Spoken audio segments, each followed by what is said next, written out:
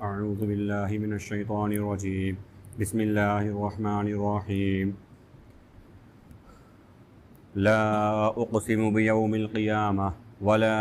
أقسم بالنفس اللوامة أيحسب الإنسان أن لن نجمع عظامه بلى قادرين على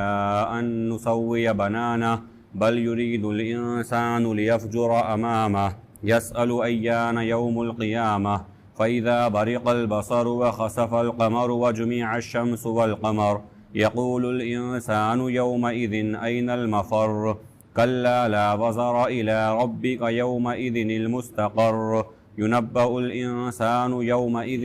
بما قدم وأخر بل الإنسان على نفسه بصيرة ولو ألقى معاذيره لا تحرك به لسانك لتعجل به إن علينا جمعه وقرآنه فإذا قرأناه فاتبع قرآنه ثم إن علينا بيانه كلا بل تحبون العاجلة وتذرون الآخرة وجوه يومئذ ناظرة إلى ربها ناظرة ووجوه يومئذ باسرة تظن أن يفعل بها فاقرة كلا إذا بلغت التراقي وقيل من راق وظن أنه الفراق والتفت الساق بالساق إلى ربك يومئذ المساق فلا صدق ولا صلى ولكن كذب وتولى ثم ذهب إلى أهله يتمطى أولى لك فأولى ثم أولى لك فأولى أيحسب الإنسان أن يترك سدى ألم يكن نطفة من مني يمنى ثم كان علقة فخلق فسوى فجعل منه الزوجين الذكر والأنثى أليس ذلك بقادر على أن يحيي الموتى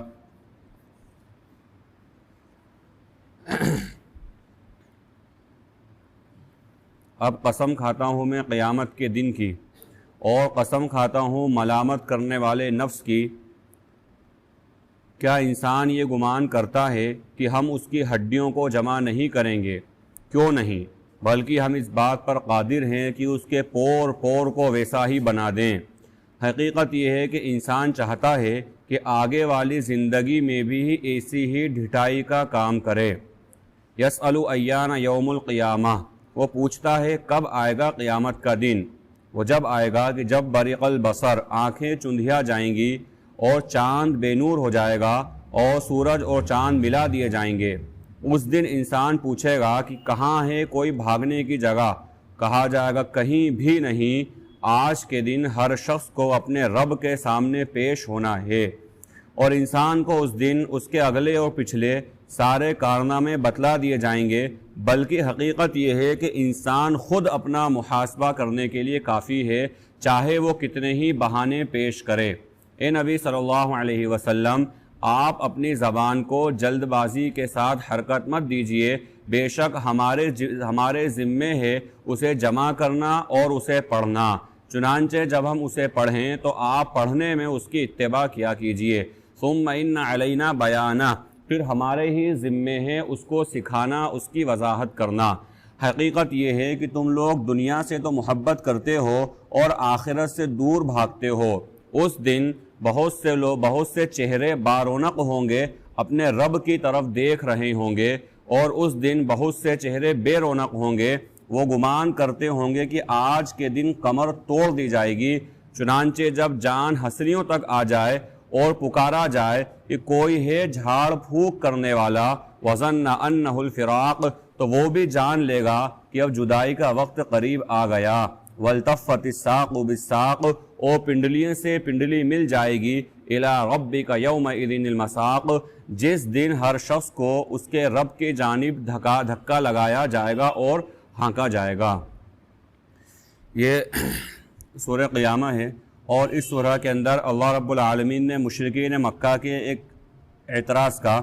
جواب دیا ہے. جو اعتراض بارہا پیچھے بات آ چکی ہے، کئی مرتبہ آئی ہے کہ مشرکین مکہ یہ اعتراض کرتے تھے کہ ہم جب مر جائیں گے، مٹی ہو جائیں گے، تو آخر ہمیں دوبارہ کیسے اٹھایا جائے گا؟ یعنی جس چیز کا وجود ہی نہیں ہے، کوئی چیز نظر آ رہی ہے تو ہو سکتا ہے اس کو اٹھانا آسان ہو، لیکن ایسی چیز جو ہم مر کر ختم ہو گئے، یعنی کوئی انسان کو دفنا دیا گیا تو اس کے بعد اس کا جسم مٹی ہو گیا، کسی کو جلا دیا گیا تو وہ راکھ ہو گیا، کسی کو پانی میں بہا دیا گیا تو اس کے کण بھی نہیں ملے، تو کہا کہ ایسے حال کے اندر آخر اللہ رب العالمین دوبارہ کیسے اٹھائے گا؟ تو اللہ رب العالمین نے اسی کا جواب اس سورہ کے اندر دیا ہے خاص طور پر، اور اللہ رب العالمین نے آخرت سے پہلے کے حالات اور آخرت سے پہلے کیا کیا معاملات انسان کے ساتھ ہوں گے اللہ رب العالمین نے اس کو بیان فرمایا ہے۔ یہ جتنی باتیں ہیں اس کی تفصیل پیچھے بار بار آ چکی ہے۔ فرمایا لا اقسم بیوم القیامہ، میں قسم کھاتا ہوں قیامت کے دن کی، اور قسم کھاتا ہوں نفس لوامہ کی۔ نفس کی قسمیں ہیں 3،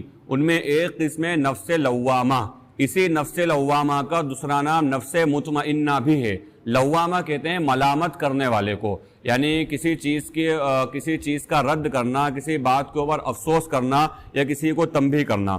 نفس لوامہ پسندیدہ ہے اس اعتبار سے کہ یہ انسان کو تنبیہ کرتا ہے اور ملامت کرتا ہے گناہ کرنے کے اوپر، یعنی کوئی انسان اگر گناہ کر رہا ہے، خطا کر رہا ہے، بڑے بڑے گناہ یا چھوٹے چھوٹے گناہ اگر انسان کر رہا ہے تو یہ نفس انسان کو بتلاتا ہے کہ یہ کام تم نے غلط کرا، وہ اس کی رہنمائی کرتا ہے کہ تمہارا فعل غلط ہے، یہ صحیح نہیں ہے، تو یہ نفس لوامہ ہے جو انسان کو ملامت کرتا ہے۔ اور اسی کو اللہ کے نبی صلی اللہ علیہ وسلم نے ایک موقع پر بیان فرمایا کہ الاسم ما حاک فی صدرک، کہ گناہ وہ ہے جو تمہارے دل میں کھٹکے، تمہیں لگے کہ ہاں میں کام غلط کر رہا ہوں تو وہ گناہ ہے۔ تو کہا کہ اسی طرح سے نفس لوامہ بھی انسان کو بتاتا ہے اور اس کی صحیح رہنمائی کرتا ہے کہ کام تم نے غلط کرا، یہ کام نہیں کرنا چاہیے۔ اسی لیے عربی کے اندر ایک مثل مشہور ہے کہ سب سے بڑا مفتی انسان کا دل ہوتا ہے، یعنی جب انسان کے سامنے کوئی معاملہ پیش آ جائے تو اپنے دل سے فتویٰ لے اور دل سے پوچھے کہ میرا یہ کام کرنا صحیح ہے یا غلط ہے۔ مسئلہ علماء نے فقہاء نے بیان کر دیا،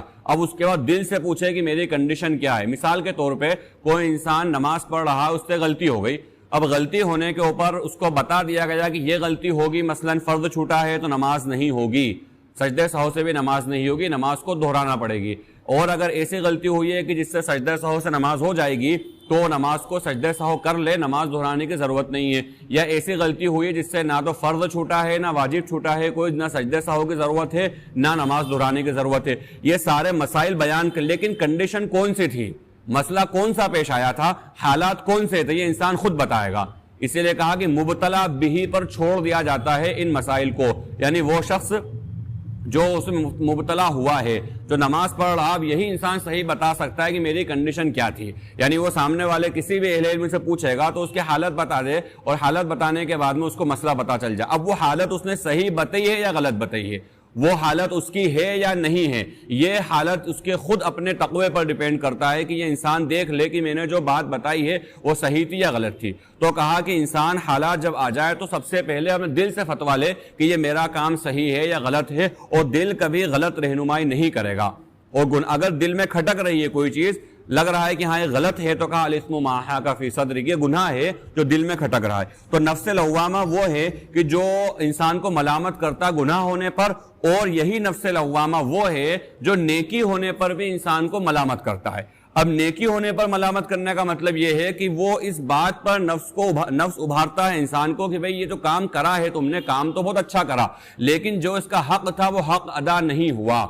جو کام کرا گیا وہ حق اس کا ادا نہیں ہوا، جیسا کرنا تھا ویسا نہیں ہوا۔ اور یہ ہم عام طور پر جو خاص طور پر دعوت میں گشت کے بعد آتے ہوئے جو ایک بات کہتے ہیں، بھئی استغفار کر لیں اور یہ سوچیں، اللہ سے معافی مانگے کہ بھئی جیسا کام تھا ویسا نہیں ہوا، کام تو بڑا اونچا تھا لیکن ہم نے کچھ کمی کوتاہی اس کے اندر کر دی، اس بات پر افسوس ہو، ندامت ہو، شرمندگی اور آئندہ کے لیے عزم ہو۔ تو یہ صرف اور صرف گشت کے لیے نہیں ہے۔ اسی لیے ایک مرتبہ نظام الدین میں ایک بزرگ یہ بات بیان فرما رہے کہ بھائی فضائل گشت جو ہے نا، یہ صرف اور صرف گشت کے آداب نہیں ہیں، یہ پوری زندگی کے آداب ہیں کہ زندگی ایسے گزارنا ہے۔ یعنی جس طرح سے ایک مسجد سے باہر نکل رہے ہیں گشت کے اندر، تو جن جن حال احوال سے دوچار ہو رہے ہیں، جن جن باتوں کو احتیاط کر رہے ہیں، جن جن باتوں کو کر رہے ہیں، جن جن باتوں سے بچ رہے ہیں، مثال کے طور پہ نظریں اتنی اونچی نہ ہوں کہ ایمان کا خطرہ ہو جائے، اور اتنی نیچے نہ ہو کہ جان کا خطرہ ہو جائے، ایک مثال دے کے کہی جاتی ہے۔ تو یہ پوری زندگی کے لیے کہ متبادل نظریں ہوں، ہمارے درمیانی نظریں ہوں، کسی کے گھر جا رہے ہیں، کھڑکی اور دروازے سے سائڈ میں کھڑے ہوں، کہ یہ پوری زندگی کے لیے ہے، صرف گشت کے لیے نہیں ہے، وہ تو بلکہ مشق کی جگہ ہے۔ تو کہا کہ یہ ہر جگہ کے لیے ہے، اصول اور آداب۔ کہ یہ ہر وقت یہ کام کرنا ہے کہ اپنے آپ کو جس طرح گشت کے بعد میں انسان محاسبہ کرتا ہے، ہر نیک کام کے بعد محاسبہ کرنا ہے کہ ہم جیسا حق تھا ویسا ادا نہیں ہوا۔ کوئی سا بھی نیک کام ہو کہ اللہ تو نے ہمیں قبول کرا تھا، اس کے لیے تیرا بڑا احسان، بڑا انعام اور بڑا شکر ہے تیرا، لیکن پروردگار جیسا حق تھا وہ حق ہم نے ادا نہیں کرا، انشاءاللہ آگے اور بہتر کریں گے۔ تو یہ نفس لوامہ اس اعتبار سے بھی انسان کو سمجھاتا ہے کہ بھئی کام تو اچھا کرا الحمدللہ، اللہ قبول کرے، لیکن جیسا کرنا تھا ویسا نہیں کرا۔ اور یہ جب کوالٹی آ گئی انسان کے اندر، خوب سے خوب تر، یعنی اچھے سے اور اچھا کرنا، جب یہ مزاج انسان کا پیدا ہو گیا تو پھر انسان کامیاب ہے۔ دنیاوی زندگی کے اندر بھی انسان یہی کرتا ہے کہ اگر کسی انسان نے ٹارگٹ بنایا مجھے 10,000 روپے مہینہ کمانا ہے، 10,000 روپے مہینہ اگر کمانے لگ گیا، وہ کامیاب ہو گیا، اس پہ بیٹھتا نہیں ہے کبھی بھی کہ میں نے 10,000 کا ارادہ کرا، 10,000، وہ 15,000 کی فکر کر، اور کرنا بھی چاہیے، حلال چیزیں، طیب چیزیں، اس کی کوشش کرنا بھی چاہیے۔ 15 کی فکر کرتا ہے، 20 کی فکر کرتا ہے تو وہ انسان کامیاب ہوتا جاتا ہے۔ لیکن جو سوچتا ہے مجھ کو 10,000 مل گئے بس بہت ہے، اب وہ بیٹھ گیا نا اگر، تو پھر دھیرے دھیرے اس کا معاملہ گرتا چلا جائے گا۔ تو یہی معاملہ انسان کا دینی معاملات کے اندر بھی ہے۔ دنیا کے اندر تو گرا اگر وہ تو بہرحال دنیا کا صرف نقصان ہے، لیکن دین کے معاملے میں گرا تو اخروی نقصان انسان کا ہو جاتا ہے۔ تو اس لیے فرمایا کہ نفس لوامہ دونوں اعتبار سے انسان کو سمجھاتا ہے کہ نیک کام کرنے پر شاباشی بھی دیتا ہے اور کہتا ہے کہ نہیں اچھا کرنا اس سے، اور برائی کے اوپر روکتا ہے کہ بھائی بہت برا کام کرا، آئندہ یہ کام مت کرنا۔ اور یہی نفس کا دوسرا نفس مطمئنہ بھی ہے، یعنی وہ اطمینان ہو جاتا ہے انسان کو اپنے کام کے اوپر اگر یہ نفس انسان کی صحیح رہنمائی کرے تو کہا کہ اب میں قسم کھاتا ہوں ملامت کرنے والے نفس کی کہ انسان یہ گمان کرتا ہے کہ ہم ہڈیوں کو جمع نہیں کریں گے، یعنی ہمارے لیے بڑا آسان ہے ہڈیوں کو جمع کر دینا، دوبارہ بہت آسان ہے کسی انسان کو پیدا کر دینا۔ ہم نے جب پہلی مرتبہ انسان کو بنایا ہے، دوسری مرتبہ بھی ہم انسان کو بنائیں گے، اور یہ ہمارے لیے بہت آسان ہے، کوئی مشکل نہیں ہے، بلکہ ہم تو قادر ہیں اس بات کے اوپر کہ اس کے پور کو صحیح بنا دیں۔ پور یعنی انگلیوں کے جو پور ہوتے ہیں، یہ ایک ایسی مثال دی اللہ رب العالمین نے کہ انگلیوں کے پور جو ہے انسان کے الگ الگ ہوتے ہیں۔ پوری دنیا کے اندر جتنے بھی انسان ہیں ان تمام کے پور انگلیوں کے الگ الگ، بلکہ پورا جسم کوئی ایسا ہو سکتا ہے انسان جو جڑواں ہیں، جڑواں ہونے کے باوجود ہو سکتا ہے ان میں کوئی بھی فرق نہیں ہو، بالکل ایسا کہتے ہیں نا اپنی زبان میں کاپی ہیں بالکل ایک دوسرے کے، لیکن اس کے باوجود اندرونی طور پر کہیں آواز کے اندر ان کا فیر ہو جائے گا، کہیں عادت و اطوار میں فیر ہو جائے گا، کہیں نہ کہیں کچھ نہ کوئی فرق ان میں نظر آئے گا۔ لیکن پور جو ہے یہ عام طور پہ انسان کے چاہے وہ جڑواں ہیں ہر اعتبار سے بالکل من وعن ملتے جلتے ہیں، لیکن اس کے باوجود بھی ان کے انگلیوں کے پور نہیں ملیں گے، اسی لیے دستخط میں بھی یہ پور استعمال ہوتا ہے انگوٹھے کا، اور اسی طریقے سے اب آدھار کارڈ کے دور میں ڈیجیٹل دنیا کے اندر بھی پور استعمال ہوتا ہے۔ تو کہا کہ یہ پور جو ہے انسان کا اللہ نے ہم بالکل اسی طرح اس کو بنا سکتے ہیں جس طرح پہلے بنایا تھا، یعنی اس پور کو بنانے پر بھی ہم قادر ہیں۔ تو اتنی مشکل چیز ہے جو پوری دنیا میں کسی زندہ انسانوں کی آپس میں نہیں ملتی ہے، اس کو بھی ہم بنانے پر قادر ہیں، تو پھر انسان کا بنانا تو بہرحال آسان ہے۔ حالانکہ مثال دے کے سمجھایا اب اللہ کے لیے انسان بنانا بھی ویسا ہی ہے جیسا پور بنانا، انسان کے لیے ہڈیوں کو جمع کرنا بھی ویسا ہی جیسا اس کے لیے روح ڈالنا۔ اللہ کے لیے ساری چیزیں برابر ہیں، کوئی کام اللہ کے لیے مشکل یا آسان نہیں ہے، کوئی کام اللہ کے لیے سخت نہیں ہے، کوئی کام اللہ کے لیے ہلکا نہیں، سب کن کے اللہ کے محتاج ہیں، جیسا اللہ کی ارادہ ہوتا ہے وہ کام ہو جاتا ہے۔ لیکن مثال کے لیے سمجھایا گیا جب پور اللہ بنا سکتا ہے تو ساری چیزیں بنانا بہرحال بہت آسان ہے۔ حقیقت یہ ہے کہ انسان یہ چاہتا ہے کہ وہ آخرت کی زندگی میں بھی ڈھٹائی کا رویہ اختیار کرے۔ جیسے دنیاوی زندگی کے اندر بہت سارے معاملے میں ڈھیٹ انسان بن جاتا ہے، ڈھیٹ یعنی کوئی کہہ رہا ہے کچھ سننا ہی نہیں، کوئی بات سمجھا رہا ہے ماننا ہی نہیں، اپنی منمانی کرنا، اپنی ٹانگ، جس کو اپنی زبان میں کہنا اپنی ٹانگ اونچی رکھنا، چاہے بات چلے یا نہ چلے، دلیل ہو یا نہ ہو، بات مطابق ہو یا نہ ہو، کچھ بھی، لیکن بس اپنی بات منوانا۔ تو یہ ڈھیٹ انسان جو ہو جاتا ہے یا آخرت میں بھی چاہتا ہے کہ ڈھٹائی سے کام چل جائے، حالانکہ اللہ کے سامنے کوئی ڈھٹائی، کوئی چالاکی، کوئی مکاری، کوئی پلاننگ اور کوئی تدبیر نہیں چل سکتی۔ یہ سارے کے سارے مسئلے دنیا کے ہیں، تو انسان چاہتا ہے کہ وہاں بھی ایسا کر لے۔ تو کہا کہ وہ پوچھتا ہے ڈھٹائی کے ساتھ میں کہ ایان یوم القیامہ، کہ قیامت کا دن کب آئے گا، بطور طنز کے، بطور مذاق کے، استہزاء کے اور جھٹلانے کے لیے پوچھتا ہے قیامت کا دن کب آئے گا۔ فَإِذَا بَرِقَ الْبَصَرُ، اب فرمایا قیامت کا دن آئے گا اس سے پہلے کیا ہوگا؟ کہا کہ وہ کتنی خطرناک چیز ہے کہ وہ دن ہوگا کہ برق البصر، جب آنکھیں چندھیا جائیں گی، دیکھنے کی طاقت اللہ چھین لے گا، ایسا لگے گا کہ مجھے نظر ہی نہیں آ رہا ہے۔ وخسف القمر، اور چاند بے نور ہو جائے گا، چاند میں گہن لگ جائے گا، وہ بھی کوئی اس کی حیثیت جو چاند کی روشنی ہے وہ ختم ہو جائے گی۔ وجمع الشمس والقمر، اور سورج اور چاند کو جمع کر دیا جائے گا۔ اس دن انسان پوچھے گا این المفر،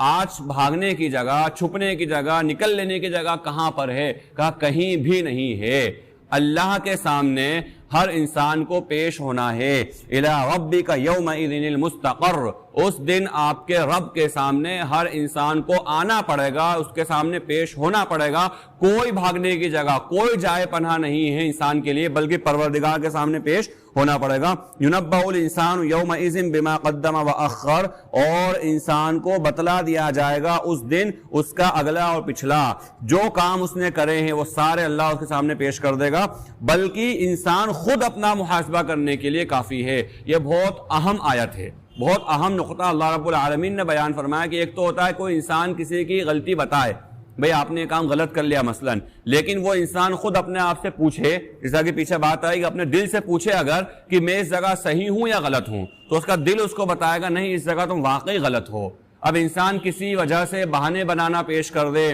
اپنی غلطی کو جسٹیفائی کرنے کی کوشش کرے، دلائل دے اس کے اندر کہ نہیں ایسا غلطی کو جو ابلیس نے کرا۔ اسی لیے کہا جاتا ہے کہ ابلیس اور آدم علیہ السلام یہ دو نمونے یا دو اسوے ہیں امت محمدیہ کے لیے بھی اور تمام انسانوں کے لیے بھی، کہ غلطی ہوگی، غلطی ابلیس سے تو گناہ ہوا بہت بڑا، اور حضرت آدم علیہ السلام سے چوک اور بھول ہوئی، یہ ہوگی، لیکن اصل وہ ہے کہ جو اپنی بھول کو مان لے، اپنی غلطی کو ایکسپٹ کر لے کہ ہاں مجھ سے غلطی ہوئی، تو اس کے اصلاح کے بھی امکان ہے اور آگے مزید ترقیات اللہ اس کو عطا کرے گا۔ لیکن جو غلطی مانے گا ہی نہیں، اس کی ترقی بھی نہیں ہوگی، اور وہ مزید جو ہے اللہ کے غضب اور غصے کا شکار ہوتا چلا جائے گا۔ ابلیس سے جب غلطی ہوئی تو اس نے اللہ سے بحث کری، اللہ تو حجت کری کہ اللہ میں اس کو سجدہ کیوں کروں؟ تو نے اس کو مٹی سے بنایا، مجھے آگ سے بنایا، میری فطرت اوپر جانا، مٹی کی فطرت نیچے آنا، یعنی قیاس کر کے نعوذ باللہ ثم نعوذ باللہ اللہ کی بات کو غلط ثابت کرنے کی کوشش کری، ہمیشہ کے لیے راندہ درگاہ ہو گیا، ہمیشہ کے لیے ملعون ہو گیا، مبغوض ہو گیا، مردود ہو گیا، اور ہمیشہ کے لیے پھٹکار اس کے اوپر ہو گئی۔ لیکن وہی اللہ کے نبی حضرت آدم علیہ السلام سے غلطی ہوئی اور ان کے چوک اور بھول ہوئی، تو انہوں نے ایسی دعائیں کری، ایسی دعا کری، یہ کہا گیا کہ اگر ان کے آنسوؤں کی مثال دی گئی اور ان کی دعا کی کیفیت بیان کرے کہ پورے لوگوں کو بانٹ دی جائے، سب کی مغفرت کے لیے کافی ہو جائے، اور دونوں نے دعا کری، حضرت آدم نے بھی کری، حضرت حوا علیہ السلام نے بھی دعا کری، ربنا ظلمنا انفسنا وان لم تغفر لنا وترحمنا لنکونن من الخاسرین، اے ہمارے رب ہم نے اپنے آپ پر ظلم کیا، یعنی غلطی کو مان لیا کہ پروردگار ہم نے اپنے آپ پہ ظلم کیا، اگر آپ نے معاف نہیں کرا، آپ نے مغفرت نہیں کری تو اللہ پھر ہمارا تو کوئی پرسان حال نہیں ہے، لنکونن من الخاسرین، ہم تو نقصان اٹھانے والوں میں سے ہو جائیں گے۔ تو لہذا غلطی کو مان لیا، اللہ رب العالمین نے مقام اور مرتبہ خوب سے خوب تر ان کو عطا فرمایا۔ تو یہ طریقہ انسان کا معاشرتی زندگی میں بھی ہونا چاہیے۔ بسا اوقات ہوتا ہے کہ انسان سے غلطی ہوگی، غلطی کو مان لے، غلطی کو مان لینے کے بعد میں اصلاح کے دروازے بھی کھل جاتے ہیں، ترقی کے دروازے بھی کھل جاتے ہیں، اور اللہ کی رضا کے دروازے بھی کھل جاتے ہیں۔ لیکن اگر غلطی نہیں مان رہا ہے کوئی انسان تو ابلیس والے کام ہیں، ابلیس کا طریقہ ہے غلطی نہیں ماننا۔ غلطی ہوگی اس کا دل سے اگر وہ پوچھے تو اس کو پتا چلے گا ہاں مجھ سے غلطی ہوئی ہے،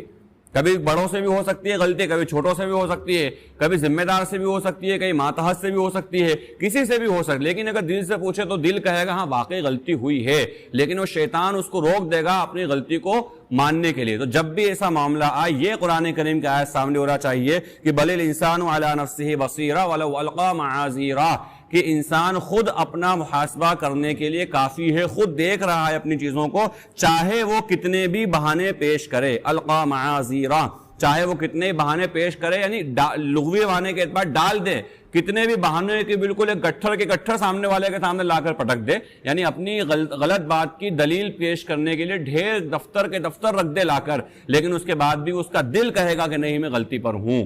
تو لہٰذا جب ایسا مسئلہ آ جائے معاشرتی زندگی کے اندر بھی، اجتماعی انفرادی زندگی کے اندر بھی، تو حضرت آدم علیہ السلام کو اسوا سامنے ہونا چاہیے کہ غلطی مان لی، اللہ نے بہت زیادہ قبولیت عطا فرمائی۔ اب یہاں سے آخر کلا بل تحبون العاجلہ، تک ثم ان علینا بیانہ تک 2-3 آیات کے اندر اللہ رب العالمین نے قرآن کریم کی عظمت کو بیان فرمایا کہ اللہ رب العالمین نے قرآن کریم نازل فرمایا ہے، اللہ رب العالمین ہی اس کی حفاظت کرنے والے ہیں اور اللہ رب العالمین ہی اسی کو سمجھانے اور سکھانے والے ہیں امت کو۔ اب اللہ کے نبی صلی اللہ علیہ وسلم پر جب قرآن کریم نازل ہوتا تھا تو آپ اس اندیشے سے کہ کہیں ایسا نہ ہو کہ دماغ سے کوئی بات سلپ ہو جائے، کہیں ایسا نہ ہو کہ بعد میں بھول جاؤں، کیونکہ بعد میں لکھوانا تھا صحابہ کرام کو، تو ایسا نہ ہو کہ میرے کو پتہ نہ چلے کہ یہ قرآن کی بات تھی یا نہیں تھی، اس وجہ سے آپ صلی اللہ علیہ وسلم تیز اس کو پڑھا کرتے تھے اس انداز سے کہ گویا کہ وہ حفظ ہو جائے۔ تو اللہ رب العالمین نے اس کے اندر بیان فرمایا کہ نبی صلی اللہ علیہ وسلم آپ اپنی زبان کو جلدی مت حرکت دیجیے، جلدی مت ہلائیے، ہم نے ذمہ داری لی ہے اس کو جمع کرنا اور اس کو پڑھنا، ہم اس کو سمجھائیں گے بھی صحیح آپ کو، ہم اس کو پڑھائیں گے بھی صحیح، بس آپ تو یہ کریے کہ جو حضرت جبرائیل پڑھ رہے ہیں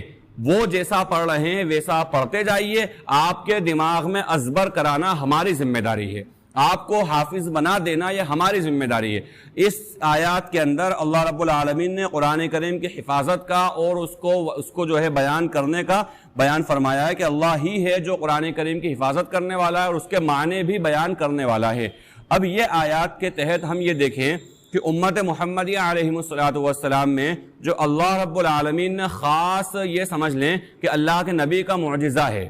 اللہ کے نبی صلی اللہ علیہ وسلم کا معجزہ ہے کہ اس امت کے اندر حفاظ پیدا ہوتے ہیں، حفاظ قرآن پیدا ہوتے ہیں جو قرآن کریم کا حافظ ہوتے ہیں۔ پہلی بات تو یہ کہ ایک بہت یہ سمجھ لیں کہ توہین والا جملہ اور بہت گستاخی والا جملہ ہے جو عام طور پر لوگ کہہ دیتے ہیں، کم علمی کی بنیاد پر کہہ دیتے ہیں۔ ظاہر سی بات ہے کوئی ایمان والا سمجھنے کے بعد تو اتنی بڑی بات ہم اچھا گمان ہی رکھ سکتے ہیں ایمان والے کے بارے میں کہ کوئی سمجھنے کے بعد اتنا ہلکا جملہ نہیں بولے گا۔ یہ کم علمی کے بنیاد پر، لا علمی کے بنیاد پر انسان کہہ دیتا ہے کہ بھائی رٹنے سے کیا ہوگا، صرف قرآن کو سمجھ کر پڑھو، رٹنے سے کیا ہوگا صرف، تو اس سے کسی کو انکار نہیں، قرآن کو سمجھ کر پڑھو۔ امت میں کوئی طبقہ ایسا نہیں ہے جو یہ کہتا ہوں قرآن کو سمجھ کے نہیں پڑھا جائے۔ علماء نے لکھا ہی ہے اردو زبان کے اندر عوام کے لیے کہ عوام اس کو سمجھے، اس کو پڑھے، علماء حق کے رہبری کے اندر اس کے معنی پر غور و فکر کرے، اس کے ترجمے تفسیر پڑھے، لیکن یہ کہنا کہ رٹنے سے کیا ہوگا یہ انتہائی برا جملہ ہے۔ یہ ایسا جملہ ہے کہ اللہ حفاظت فرمائے کہیں ایسا نہ ہو کہ یہ جملہ انسان کو کفر کے دہانے پر لے جا کر کھڑا کر دے کہ یہ کہنا کہ رٹنے سے کیا ہوگا گویا کہ یہ حفظ قرآن کا انکار ہے، اور گویا کہ یہ کہنا ہے کہ امت کو حفاظ کی ضرورت نہیں ہے، اور گویا کہ یہ کہنا ہے کہ حافظ قرآن کی نعوذ باللہ ثم نعوذ باللہ کوئی فضیلت، کوئی مقام اور مرتبہ نہیں ہے۔ یہ انتہائی خطرناک جملہ ہے، حالانکہ اللہ کے نبی صلی اللہ علیہ وسلم نے حافظ قرآن کی بہت ساری فضیلت بیان فرمائی ہے، کئی سارے فضائل حافظ قرآن کے، بڑے بڑے فضائل اللہ کے نبی صلی اللہ علیہ وسلم نے بیان فرمائے حافظ قرآن کے کہ اتنی بڑی فضیلت کی بات ہے کہ جو قرآن حفظ کرتا ہے، اور یہ حافظ قرآن کا سینہ اتنا مقدس ہے اور اتنا پاکیزہ اور بابرکت ہے کہ اللہ رب العالمین نے اس کے سینے کو اپنے قرآن کی حفاظت کے لیے منتخب فرمایا ہے۔ اگر غور کرا جائے تو سب سے زیادہ قابل قدر انسان ہے وہ انسان دنیا کے اندر جس کے سینے میں قرآن ہے۔ حضرت مولانا علی میاں صاحب نور اللہ مرقدہ کا معمول تھا کہ بہرحال وہ تو عام طور پر بھی ان کا معمول تھا، لیکن خاص طور پر کہ وہ کسی حافظ کی طرف پاؤں لمبے کر کے نہیں بیٹھتے تھے کہ اس کے سینے میں قرآن ہے۔ اور ایک واقعہ ذہن میرے حوالہ تو ذہن میں نہیں ہے، بہرحال پڑھ رکھا ہے واقعہ کسی بزرگ کا کہ ان کا انتقال ہو گیا، اور انتقال ہو جانے کے بعد میں ان کسی وجہ سے کئی سارے ایسے واقعات ہوئے ہیں کہ کوئی معاملہ ہوا تو قبروں کو دوبارہ کھولنا پڑا، کئی ایسے واقعات تاریخ میں ہوئے ہیں۔ تو ان بزرگ کی قبروں کو جب کھولنے کی ضرورت آئی اور قبروں کو کھولا گیا، کئی لمبا زمانہ گزر جانے کے بعد بھی ان کا جسم بالکل تر و تازہ تھا، ایسا لگ رہا تھا گویا کہ ان کو ابھی دفن کیا گیا ہے، کچھ منٹ پہلے یا کچھ گھنٹے پہلے ان کو دفن کیا گیا ہے، اتنا تر و تازہ جسم ان کا نظر آ رہا تھا۔ پوچھنے پر پتا چلا کہ آخر ان کا کون سا ایسا بہترین عمل تھا یا کون سا اتنا ان کا مطلب اللہ کو ایسا کون سا عمل پسند آ گیا۔ احباب نے بتایا بھائی ایسا تو کوئی بڑا خاص عمل تو بہرحال ہمیں نظر نہیں آیا، لیکن ایک ان کا عمل بہت اہم تھا جو دوسروں سے ممتاز کرتا تھا، انہیں دوسروں سے الگ کرتا تھا۔ وہ عمل یہ تھا کہ یہ حافظ قرآن کی طرف پاؤں لمبے کر کے نہیں بیٹھتے تھے، اس لیے نہیں بیٹھتے تھے کہ اس کے سینے میں قرآن ہے. جس کے سینے میں قرآن ہے وہ اللہ تبارک و تعالیٰ کے یہاں بہت زیادہ پسندیدہ ہے. بڑے بڑے فضائل اس کے اللہ کے نبی صلی اللہ علیہ وسلم نے بیان فرمائے ہیں. لہذا اگر کوئی حافظ قرآن کی توہین کر رہا ہے یا یہ کہہ رہا ہے کہ بھئی صرف رٹنے سے کیا ہوگا, تو وہ کہیں نہ کہیں نعوذ باللہ اللہ کے انتخاب پر انگلی اٹھا رہا ہے, اس پر کوشچن مارک لگا رہا ہے کہ اللہ نے اس کو منتخب کیا ہے. کئی سارے بچے ایسے ہوتے ہیں جو مدرسے میں جاتے ہیں, بہت سے تو ایسے ہوتے ہیں 28 29 پارے کر آ جاتے ہیں, مکمل حافظ قرآن نہیں ہوتے. تو بڑی سعادت کی بات ہے کہ اللہ نے جس کو قرآن کریم دے دیا اور اللہ نے جس کو حافظ قرآن بنا دیا, یہ بڑی سعادت کی بات ہے. جب یہ جملے آتے ہیں سامنے تو پھر کہیں نہ کہیں معاشرے کے اندر ایک ماحول بنتا ہے کہ حافظ کی کوئی ضرورت نہیں ہے, حافظ قرآن کی کوئی ضرورت نہیں ہے. حالانکہ جس طریقے سے پورے علاقے کے اندر عالم حق کا ہونا ضروری ہے, اسی طریقے سے حافظ قرآن کا ہونا بھی ضروری ہے. اگر کسی بستی کے اندر کوئی حافظ قرآن نہیں ہے تو وہ حافظ قرآن نہیں ہونے کی وجہ سے پوری بستی گنہگار ہوگی, اس لیے کہ حافظ قرآن کا ہونا فرض کفایہ ہے. اب رہا مسئلہ کوئی حافظ اس کی زندگی میں عمل نہیں ہے,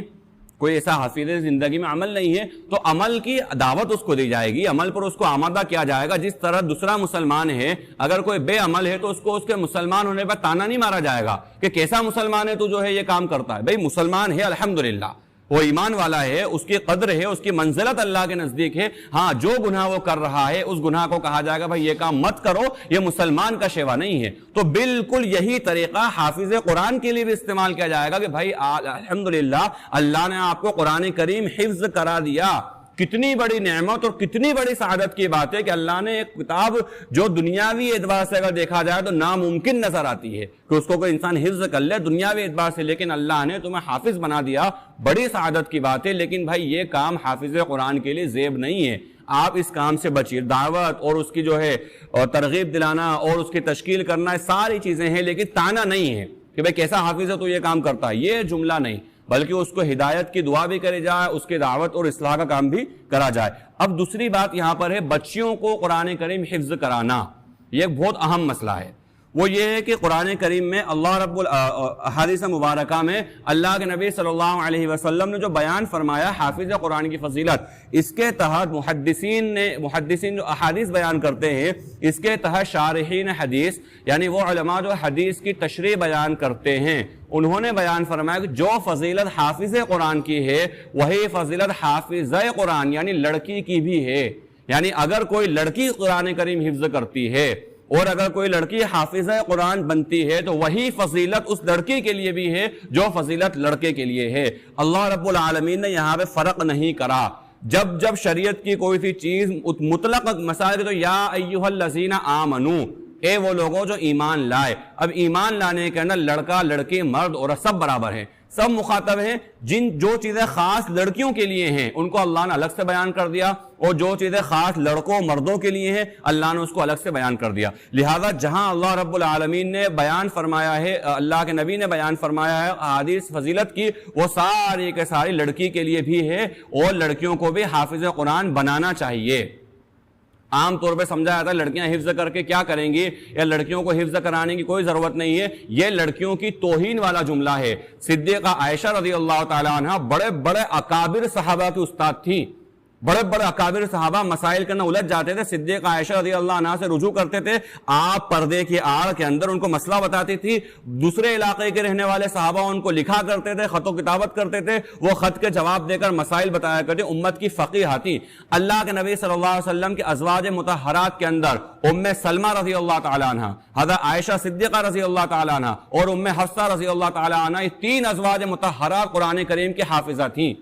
یعنی اگر دیکھا جائے تو بہت بڑا حصہ اللہ کے نبی کے 11 ازواج مطہرات میں تین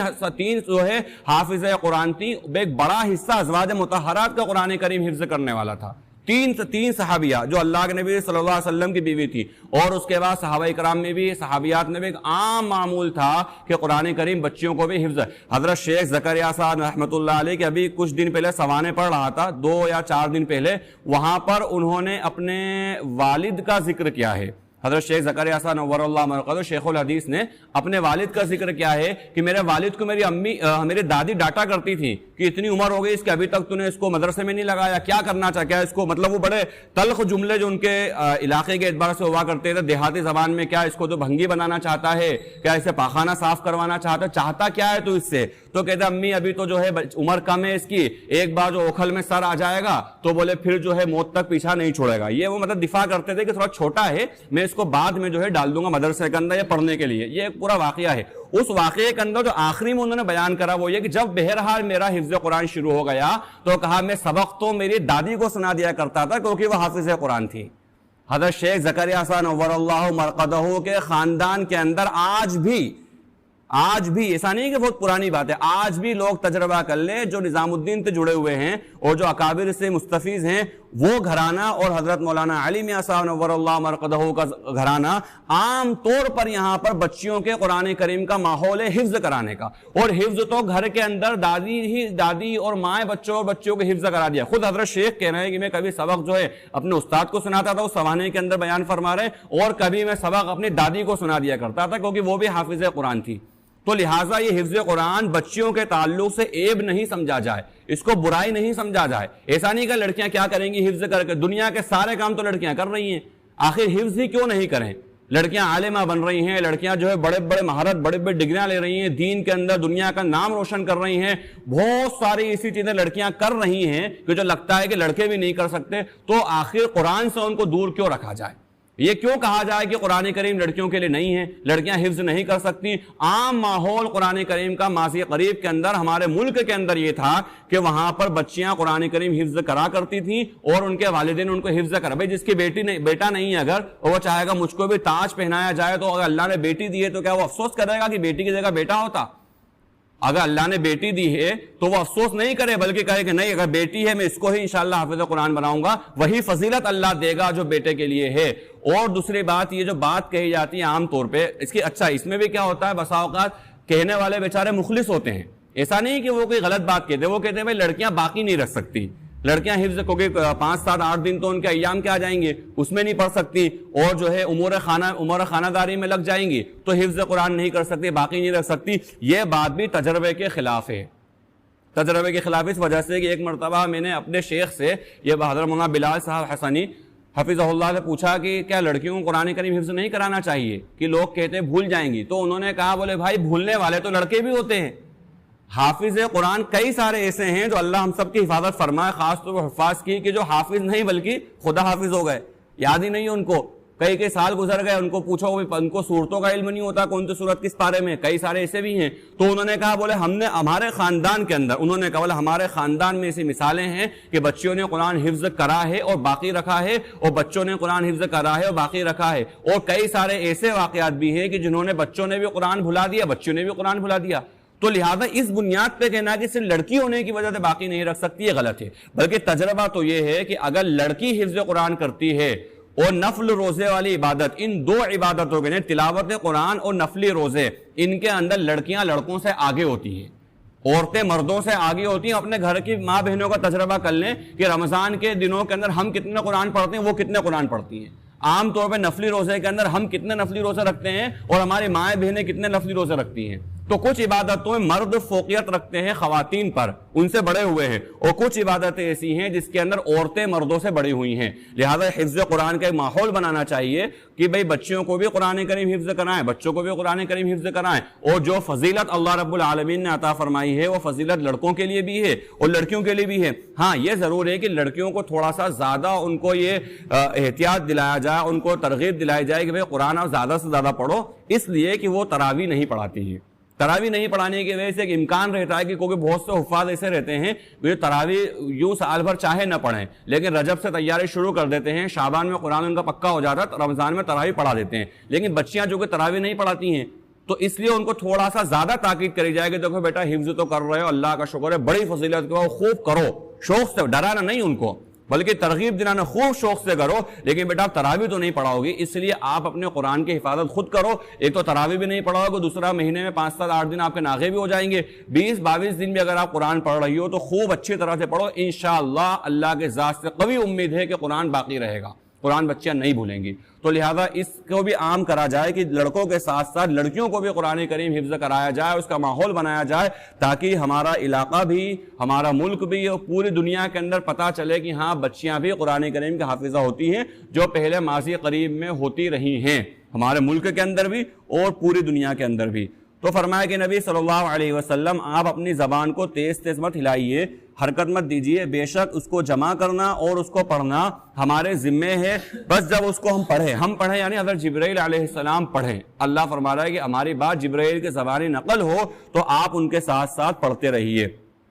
پھر اس کی وضاحت کرنا اور اس کو سکھانا بھی ہمارے ذمے ہے. کلا بل تحبون العاجلہ. اب فرمایا حقیقت یہ ہے کہ تم لوگ دنیا کو تو محبوب رکھتے ہو اور آخرت سے بیزار ہو. ایسا نہیں ہونا چاہیے, بلکہ دنیا سے آخرت سے محبت ہونا چاہیے اور دنیا سے بقدر ضرورت, جتنی ضرورت ہے اتنا اس کا استعمال ہو, اس کے بعد میں خیر آباد. وجوہ یومئذ ناظرہ. اس دن بہت سے چہرے بارونق ہوں گے, اپنے رب کو دیکھ رہے ہوں گے, بڑی محبت سے اللہ کو دیکھ رہے ہوں گے. بہت سے ایسے چہرے بارونق ہوں گے, اللہ ہمیں بھی ان میں شامل فرمائے. بڑے بارونق چہرے ہوں گے جو بڑے محبت کے ساتھ, بڑے پیار کے ساتھ اللہ کو دیکھ رہے ہوں گے, اور کچھ چہرے ایسے ہوں گے جو اس دن بے رونق اور بد رونق ہوں گے, ان کے چہرے اترے ہوئے ہوں گے. اللہ ہم سب کی حفاظت فرمائے. ایسے چہرے جو بے رونق ہوں گے, کوئی چہرے پر رونق نہیں, بلکہ چہرے لٹکے ہوئے ہوں گے, چہرے اترے ہوئے ہوں گے, اور وہ گمان کر لیں گے کہ ہاں اب جو ہے کمر توڑنے کا وقت آ گیا. یعنی دنیا میں تو بڑا جھٹلا لیا تھا, اللہ کے نبی صلی اللہ علیہ وسلم کے خلاف آ گئے, ان کے خلاف آستینیں چڑھا لی, ان کے خلاف تلواریں سوت لی,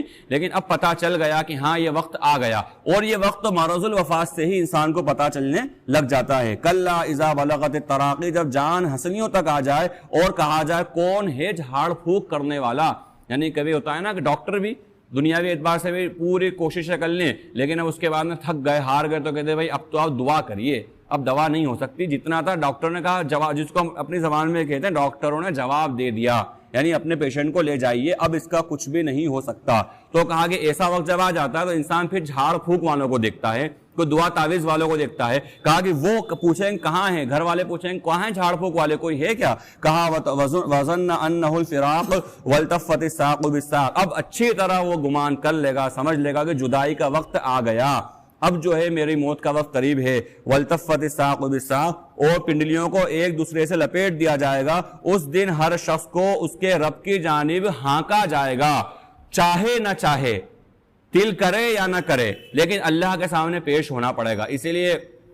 علماء اکرام نے ان آیات کی تفسیر میں بات لکھی ہے کہ بھئی اللہ کے سامنے پیش ہونے کے لیے ہر وقت تیار رہیں. ایک تو یہ ہوتا ہے کہ انسان کو فطری طور پر موت کا ڈر ہوتا ہے, ڈرتا ہے انسان موت سے فطری طور پر, اس کا کوئی مسئلہ نہیں ہے, اس سے انکار نہیں ہے, وہ کوئی بات ایمان کے خلاف نہیں ہے. یا کبھی کبھی انسان اپنے اعمال کی وجہ ڈرتا ہے کہ اللہ میرا اعمال ایسے نہیں ہیں, تو وہ چیز بھی جو ہے کوئی خلاف ایمان نہیں ہے, خلاف تقوی نہیں, بلکہ اللہ میں اتنا گنہگار ہوں کیسے تیرے سامنے پیش ہوں گا. لیکن ایک یہ ہے کہ انسان بس موت سے ڈر رہا ہے, وجہ کچھ بھی نہیں ہے, موت سے خوف کھا رہا ہے, اور ایسا سمجھ رہا ہے کہ گویا کہ دنیا کے اندر مجھے ہمیشہ رہنا ہے. یعنی دنیا کی محبت کی وجہ سے موت سے اگر نفرت کر رہا ہے تو پھر یہ معاملہ بڑا خطرناک ہے. دنیا سے محبت کی وجہ سے کہ یہ چھوٹ جائے گا, وہ چھوٹ جائے گا, باپ چھوٹ جائے گا, ماں چھوٹ جائے گی, اولاد چھوٹ جائے گی, جو ہے اہل خانہ, یہ نفرت اگر دنیا کی وجہ سے کر رہا ہے, موت سے نفرت, آخرت سے محبت, آخرت سے نفرت دنیا کی محبت کی وجہ سے کر رہا ہے, تو یہ خطرناک چیز ہے. فطری طور پر کر رہا ہے تو کوئی مسئلہ نہیں. تو فرمائے کہ اوپر سے جو بات چلی آ رہی ہے کہ تم دنیا سے تو محبت کرتے ہو, آخرت سے نفرت کرتے ہو, لیکن حقیقت یہ ہے کہ دنیا چھوٹنے والی ہے, اس سے محبت کرو یا نہ کرو, اور آخرت یقیناً آنے والی چیز ہے. جو انسان مرا اس کی آخرت شروع, جیسے ہی دنیا کی آنکھ مچی کہ اس کی آخرت شروع, اس کی برزخی زندگی شروع. تو یہ تو ہونے, اس لیے اس سے محبت رکھو, یعنی اس حال میں کہ بھئی جب اللہ کا بلاوا آ جائے گا لبیک ہم تیار ہیں. اور یہ اس وقت ہوگا کہ جب انسان اللہ کے حقوق بھی پورے کر چکا ہو, بندے کے حقوق بھی پورے کر چکا ہو. یہ اسی وقت ہو سکتا ہے کہ لبیک کہنے والا, یعنی اللہ نہ کرے کسی انسان کی نماز چھوٹ گئی, مثلا ابھی مغرب مثلا کسی کی چھوٹ گئی, تو وہ کہے نہیں سونے سے پہلے مغرب کی قضا کر لوں گا, پکا ارادہ کروں گا انشاءاللہ کبھی دوبارہ نماز قضا نہیں کروں گا, لیکن چلو قضا ہو گئی تو کم از کم جو ہے میں اس کو پڑھ لوں گا کہ ذمے میں میرا قضا باقی نہ رہے. کسی پہ ظلم کرا تھا, پیسے چھین لیے تھے, اس کے پیسے ادا کر دیے کہ نہیں میرا ظلم ہو گیا, معافی مانگ لی, آئندہ کام نہیں کروں گا, یعنی اللہ کا حق اور بندے کا حق میرے ذمے کچھ نہیں ہے. اب اگر اس حال موت آ بھی گئی تو ویلکم, کوئی ٹینشن والی بات نہیں. تو یہ والا مسئلہ انسان کو ہر حال میں تیار رہنا چاہیے مرنے کے لیے. اور مرنے کا تو مسئلہ ایسا ہے کلمح البصر یا ہوا اقرب، پلک جھپکنے کے برابر یا اس سے بھی کم وقت جو ہے اس کو مہلت نہیں ملے گی. جب موت کا وقت آ گیا فوراً اس کو چلنا پڑے گا، اور چاہے خوشی سے چلے یا کیسے بھی، لیکن اللہ کے سامنے یومئذ المساق، اس دن ہانکا لگایا جائے گا، اللہ کے سامنے ان کو دھکا دیا جائے گا، چاہے جاؤ یا نہ جاؤ لیکن جانا پڑے گا. اب فرمایا یہ شخص وہ تھا، یعنی وہ ان لوگوں کی عادت بیان فرمائی گئی کہ فلا صدق ولا صلی، نہ تو نبی کی بات کو مانتے تھے، تصدیق کرتے تھے، اور نہ نماز پڑھتا تھا ولکن کذب وتولی، جھوٹ بولتا تھا اور پیٹ پھیر کر بھاگ جاتا تھا. ثم ذهب الى اهله يتمطى، پھر اپنے گھر والوں کے پاس آتا تھا اور اکڑتا تھا. اولا لک فاولا، تو خرابی ہے اس کے لیے پھر خرابی ہے. ثم اولا لک فاولا، پھر خرابی ہے اس تیرے لیے پھر خرابی ہے. کہ ایحسب الانسان ان یترک سدی، کیا انسان نے گمان کر رکھا ہے کہ اس کو یوں ہی چھوڑ دیا جائے گا، یعنی بس انسان دنیا میں آیا اور مر گیا اور بات ختم؟ بولے ایسا نہیں ہوگا، بلکہ ایک دن ہوگا جس دن اس کو اللہ کے سامنے بھی پیش ہونا ہے، جواب دہی طے ہوگی. الم یکن نطفۃ من منی یمنی، پھر فرمایا کیا وہ منی کا نطفہ یعنی منی کا قطرہ نہیں تھا جس کو مادر رحم میں ٹپکایا گیا. ثم کان علقۃ فخلق فسوى، پھر وہ گوشت کا لوتھڑا ہو گیا، پھر کیسا بن کر تیار ہو گیا. اللہ نے کیسا اس کو بہترین بنا دیا، یعنی فرمایا اللہ کہ جب کچھ بھی نہیں تھا، کچھ بھی یعنی کوئی وجود ہی نہیں تھا اس کا، اس کے باوجود اللہ نے اس کو بالکل مسوی بنا دیا، کھڑا کر دیا، اس کو بنا کے بالکل تیار انسان کو اللہ رب العالمین نے کھڑا کر دیا. جب وہ کچھ بھی نہیں تھا تب کر دیا. تو آج تو انسان زندہ ہے، اس کے بعد مر رہا ہے، مٹی میں سے نکالنا یا اس کے اجزاء کو جمع کرنا اللہ کے لیے کوئی مشکل نہیں ہے. جب جس چیز کا وجود ہی نہیں تھا بالکل غیر سے اس کے وجود میں لے کر آ جانا، یہ جب اللہ نے کر دیا ہے تو یہ تو اللہ کے لیے اور آسان ہے. اور یہ آسان وہی بات آ چکی ہے پیچھے کی مثال دے کے سمجھایا ہے، ورنہ سارے کام اللہ کے لیے آسان ہے، کوئی مشکل اور کوئی آسان میں کوئی فرق اللہ کے لیے نہیں ہے. ثم فجعل منه الزوجين الذكر والانثى، پھر اس سے جوڑے بنا دیے مرد اور عورت. الیس ذلك بقادر على ان يحيي الموتى، تو اتنا سب کرا ہے پروردگار نے، تو کیا وہ اس بات پہ قادر نہیں ہے کہ مردوں کو دوبارہ زندہ کر دے. یہ سب سے زیادہ بنیادی عقیدہ ایمان والوں کے لیے کہ اللہ کے سامنے پیش ہونا ہے، اور یہی وہ چیز ہے جو انسان کو نیکی پر بھی آمادہ کرتی ہے اور گناہ سے بھی روکتی ہے کہ نہیں بھائی دنیا تو ختم ہو جائے گی لیکن اللہ کے سامنے ہمیں پیش ہونا ہے اور اس کو جواب دینا ہے. تو کیا وہ اس بات پر قادر نہیں ہے کہ یحیی الموتى، کہ موتا یعنی مردوں کو زندہ کر دے. بسم اللہ الرحمن الرحیم. اللهم صل على محمد وعلى آل محمد كما صليت على إبراهيم وعلى آل إبراهيم إنك حميد مجيد. اللهم بارك على محمد وعلى آل محمد كما باركت على إبراهيم وعلى آل إبراهيم إنك حميد مجيد.